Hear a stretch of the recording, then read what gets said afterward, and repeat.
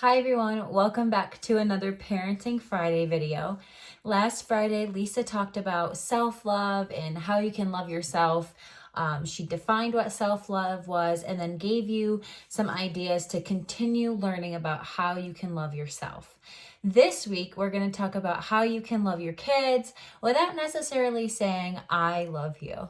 So the first thing we're going to talk about today is identifying one person, whether that's someone that raised you or someone you just knew growing up that was really special to you, very important. It doesn't necessarily have to be a mom, or it could be like an aunt or a godparent or someone that you just looked up to growing up. Once you have that person in your head, think about the reasons why you chose this person. What did they do that was really special?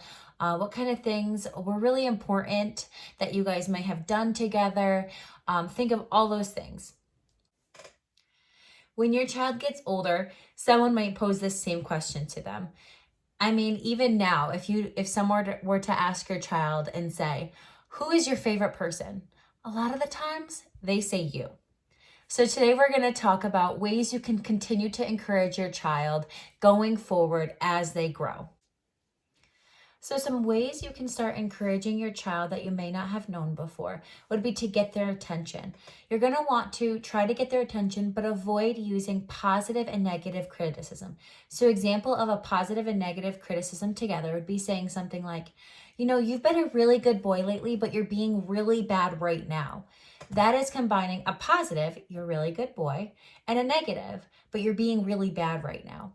Those together would not be a good example of something you should say to your child when you're trying to get their attention. Instead, encourage them with enthusiasm. Some examples of that might be, thank you so much for picking up your toys today. Or, it's so fun to play with you. You're really good at making puzzles.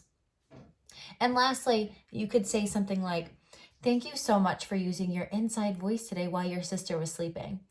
There are so many examples that you could use to encourage your child as you talk with them. You don't necessarily need to say, you're an awesome kid. You can easily add positive things into your conversation with them as you're sitting at the dinner table. Wow, look at you go. You ate all of your dinner.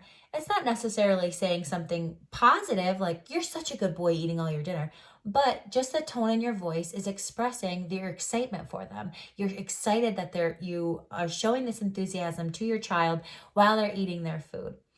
Another tip that I like to share is that when you're around other people, try to encourage them with enthusiasm. I know that seems kind of weird, but you're leading by example. So when you're with family or other friends with kids, or just if your child is around other kids, it's really important that you continue to use that encouraging voice around them as well.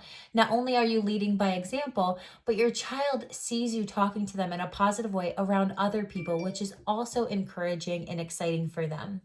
I hope you can use some of these tips, and going forward, try next week to find 5 to 6 new ways you can encourage your child, even if it's just using a different tone of voice, saying things like, good morning, oh, how did you sleep? I know it sounds kind of silly to talk that way, but I promise it does encourage a better relationship with your child and promotes healthy habits with your family.